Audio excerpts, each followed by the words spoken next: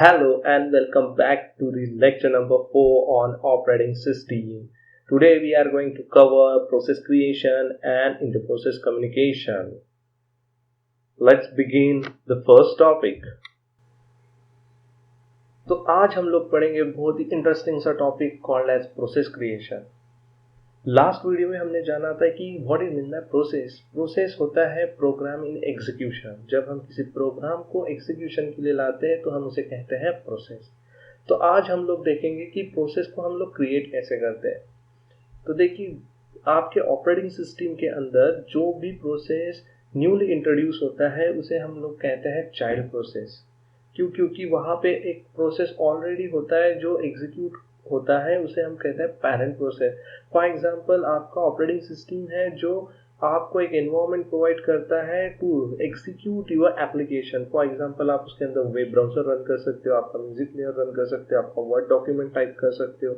सो ये सारी चीजें आपको प्रोवाइड करता है आपका ऑपरेटिंग सिस्टम। तो operating system is consider as a parent process.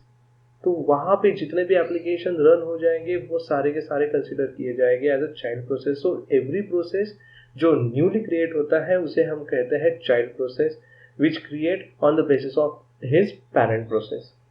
तो ये जो चाइल्ड प्रोसेस है, ये चाइल्ड प्रोसेस अपने खुद के कुछ नए चाइल्ड प्रोसेस को क्रिएट कर सकता है, वो चाइल्ड प्रोसेस अपने खुद के चाइल्ड प्रोसेस को क्रिएट कर सकता है। इस तरह से एक ट्री स्ट्रक्चर आपके सामने प्रोसेस से रिलेटेड क्रिएट हो जाएगा। अगर मैं स्लाइड को कुछ आगे ले जाऊं तो यहाँ पे आप देख सकते हैं tree structure of your process. तो देखिए, शेड्यूल नाम का प्रोसेस है जिसने 3 प्रोसेसेस को क्रिएट किया है, init, page out and flush. यहाँ पे आप देख सकते हो कि इनिट ये प्रोसेस ने फिर से उनके सब प्रोसेस को या फिर चाइल्ड प्रोसेस को क्रिएट किया है, इन्होंने फिर उनके चाइल्ड प्रोसेस को क्रिएट किया। इस तरह से आपको ट्री स्ट्रक्चर मिलेगा।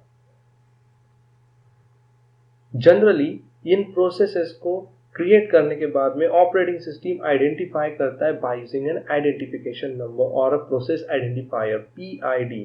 जिस तरह से हमारा एक आइडेंटिफिकेशन नंबर होता है जिसका यूज करके गवर्नमेंट हमें आइडेंटिफाई करती है, दैट इज आधार नंबर। उसी तरह से हर प्रोसेस जो ऑपरेटिंग सिस्टम के अंदर क्रिएट होगी उसे आइडेंटिफाई करने के लिए ऑपरेटिंग सिस्टम के पास में एक प्रोसेस आइडेंटिफिकेशन नंबर होता है।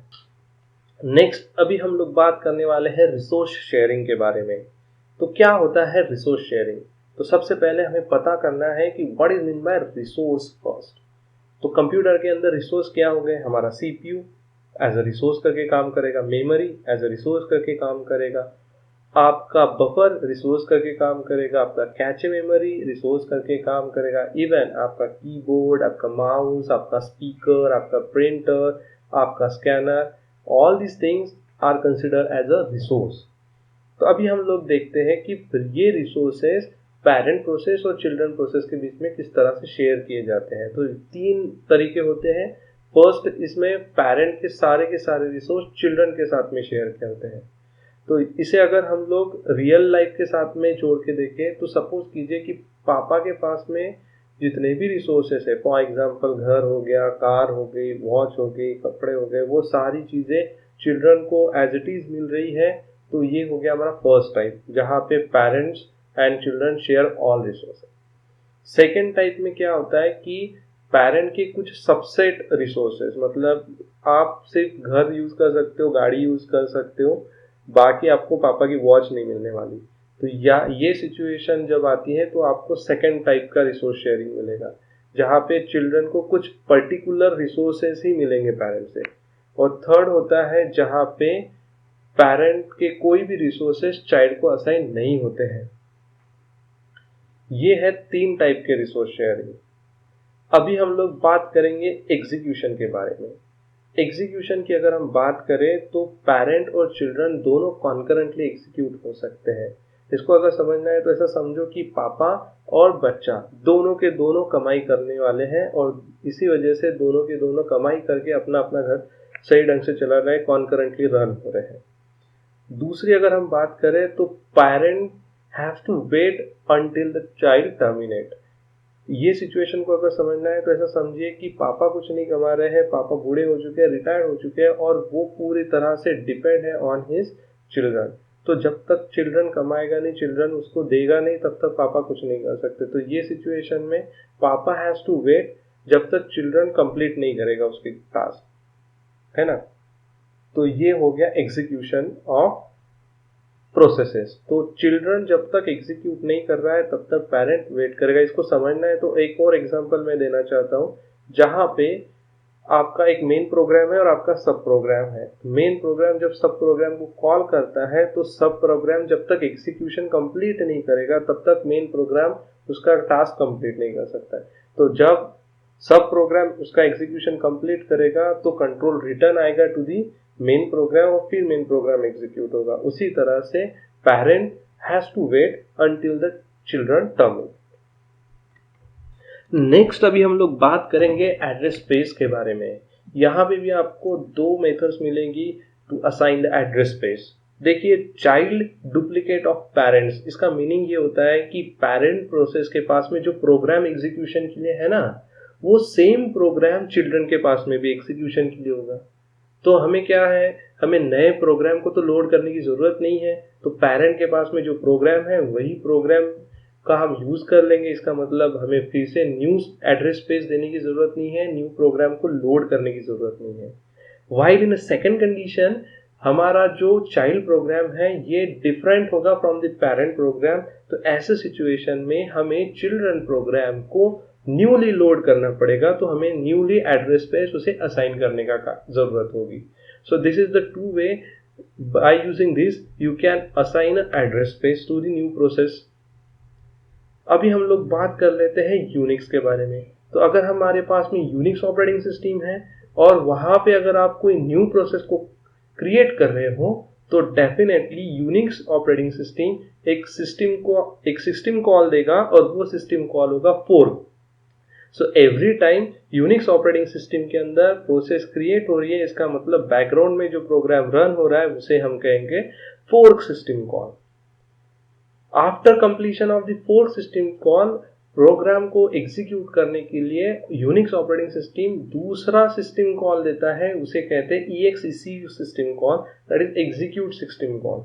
ये क्या करता है, ये मेमोरी स्पेस जो आपका प्रोसेस का है उसे रिप्लेस करता है बाय द न्यू प्रोग्राम, जिसके वजह से न्यू प्रोग्राम अवेलेबल हो जाएगा मेमोरी के अंदर और हम उसे एग्जीक्यूट कर सकते हैं प्रॉपरली।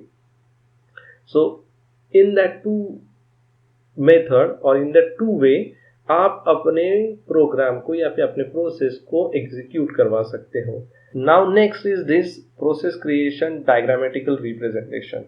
यहाँ पे आप क्लियरली देख सकते हो एक सिस्टम कॉल दिया गया है दैट इज फोर्क, जिसका यूज करते ही इस पेरेंट प्रोसेस के लिए एक चाइल्ड प्रोसेस क्रिएट हो गई है और इसका एग्जीक्यूशन सेकेंड टाइप में जाएगा जो हमने लास्ट टू लास्ट स्लाइड में देखा था, जहां पे पेरेंट वेट करेगा कब तक, जब तक चाइल्ड कंप्लीट नहीं करेगा उसका टास्क तब तक। तो ये पेरेंट वेटिंग में चला गया और फोर्क सिस्टम कॉल की वजह से चाइल्ड प्रोसेस क्रिएट हो गया। फिर जैसे ही चाइल्ड प्रोसेस क्रिएट होता है तो यूनिक्स ऑपरेटिंग सिस्टम दूसरा सिस्टम कॉल देता है दैट इज EXEC, जो मेमोरी को रिप्लेस करता है बाय यूजिंग न्यू प्रोग्राम। ये भी हमने लास्ट स्लाइड में देखा। तो यहाँ पे हमने सेकंड सिस्टम कॉल दे दिया, अब ये प्रोसेस एग्जीक्यूट करना स्टार्ट करेगी। आफ्टर एग्जीक्यूशन ऑफ दिस ये प्रोसेस टर्मिनेट होगी और टर्मिनेट के लिए यूनिक्स ऑपरेटिंग सिस्टम तीसरा सिस्टम कॉल देगा और उसे कहते हैं हम लोग एग्जिट। तो यहाँ एग्जिट सिस्टम कॉल आते ही इस प्रोसेस को हम लोग टर्मिनेट करेंगे और टर्मिनेट करने के बाद में हमें नोटिफिकेशन देना पड़ेगा टू द पेरेंट की देखो भाई आपका चाइल्ड का वर्किंग कंप्लीट हो गया, आप अपना टास्क रिज्यूम कर सकते हो। तो जैसे ही इसे नोटिफिकेशन मिलेगा, जो पेरेंट प्रोसेस वेटिंग में था वो पेरेंट प्रोसेस अपना टास्क रिज्यूम करेगा और अपना टास्क कंप्लीट करेगा। सो this is all about the process creation and diagrammatic representation. Next is a tree structure of process. Next is a tree structure of process that we already discussed in this same video. यहाँ पे ये parent process है जिन्होंने 3 child process को call किया है। Once again child process call its own child को process और इस तरह से आपको एक ट्री स्ट्रक्चर मिलता है। सो this is all about the process creation. Next अभी हम लोग बात कर लेते हैं प्रोसेस टर्मिनेशन के बारे में। प्रोसेस क्रिएशन का मेथड तो हम लोगों ने देख लिया था, लेकिन अभी हम लोग बात करेंगे प्रोसेस टर्मिनेशन की, कि प्रोसेस को टर्मिनेट किस तरह से किया जाए। आपका प्रोसेस, आपका एग्जीक्यूशन अगर कंप्लीट कर देता है और ऑपरेटिंग सिस्टम को ये इन्फॉर्म करता है कि टास्क कंप्लीट हो चुका है, तो ऑपरेटिंग सिस्टम एक सिस्टम कॉल देगा जिसे हम कहते हैं एग्जिट। इन यूनिक्स ऑपरेटिंग सिस्टम की अगर बात करें तो एग्जिट सिस्टम कॉल जैसे ही कॉल होगा आपका प्रोसेस टर्मिनेट हो जाएगा। तो हमने ये एग्जाम्पल ऑलरेडी देखा था यहाँ पे। तो यहाँ पे देखिए एग्जिट सिस्टम कॉल दिया गया है to terminate this particular process. तो जैसे ही आप एग्जिट करोगे आपका प्रोसेस टर्मिनेट हो जाएगा।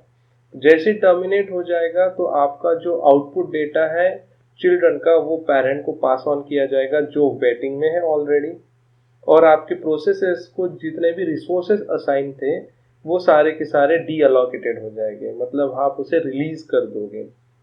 कभी कभी ऐसा भी होता है कि आपके पेरेंट प्रोसेस को ही चाइल्ड प्रोसेस को टर्मिनेट करने की जरूरत होती है। तो इसके सिचुएशंस कुछ इस तरह से डिफाइन है। तो पहला सिचुएशन ऐसा है कि अगर कोई चाइल्ड प्रोसेस किसी रिसोर्सेज का यूसेज ज़्यादा कर लेता है या फिर एक्सीड यूसेज कर लेता है, तो वो सिचुएशन पे पेरेंट प्रोसेस चाइल्ड प्रोसेस को टर्मिनेट कर देगा पूरी तरह से। अगर किसी चाइल्ड प्रोसेस की ज़रूरत पेरेंट प्रोसेस को ना लगे कि देखिए भाई इसका तो आगे जाके मुझे कोई यूज़ होने वाला नहीं है, तो ऐसे सिचुएशन में भी आपका पेरेंट प्रोसेस आपके चाइल्ड प्रोसेस को टर्मिनेट कर देगा। और थर्ड सिचुएशन ये है कि आपका पेरेंट प्रोसेस ही टर्मिनेट हो चुका है तो चाइल्ड प्रोसेस एग्जीक्यूट नहीं होगा। तो ये सिचुएशन में आपका चाइल्ड प्रोसेस जो है ये ऑटोमेटिकली टर्मिनेट हो जाएगा, ऑपरेटिंग सिस्टम उसे अलाउ नहीं करेगा। सो this is all about the process termination. I hope you understand the concept of process creation. Stay tuned for next lecture. Thank you very much.